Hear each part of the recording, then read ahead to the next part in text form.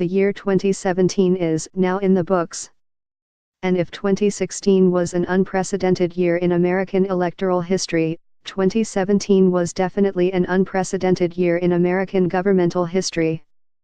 Much of the reason for that, as in 2016, was one man, Donald Trump. But plenty of new ground was broken in other arenas, as well.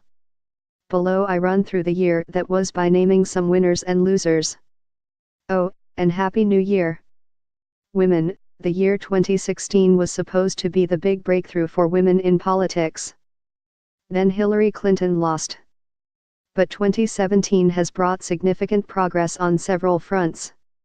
It began with the record-setting Women's March on Washington and ended with the Me Too movement taking down powerful men accused of sexual misconduct in business, Hollywood, and increasingly politics. The combined message: women are stronger when they are unified, and they are increasingly unified. Looking ahead, a number of women have asserted themselves as leading contenders for the 2020 presidential race, including Sens. Kirsten Gillibrand, DNY, Kamala D. Harris, D. California, and Elizabeth Warren, D. Mass. All three who rank in my top 5 potential 2020 Democratic nominees. And a record number of women have filed to run for office in 2018. Democrats' 2018 hopes. The first midterm election under a new president is an historically tough one. But Republicans had some dunes guarding against a 2018 wave, specifically, a reasonably big House majority and friendly map, and a slate of Senate races that gave Democrats precious few opportunities to win seats. Well, 2017 showed us those dunes might not be high enough. Democrats routinely performed better in 2017 special elections than they did in the 2016 election, often by double digits. They did very well in November in the few states that actually had big races, most notably Virginia. Polls show them with a seldom-seen double-digit lead on the generic ballot. They picked off a Senate seat in Ruby Red, Alabama, with some help from Roy Moore.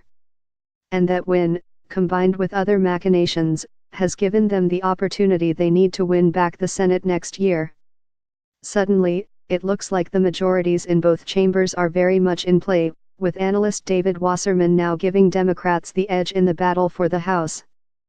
A lot can change in a year, but if the election were held today, you've got to think Democrats might take both chambers in one fell swoop. Conservative judicial activists.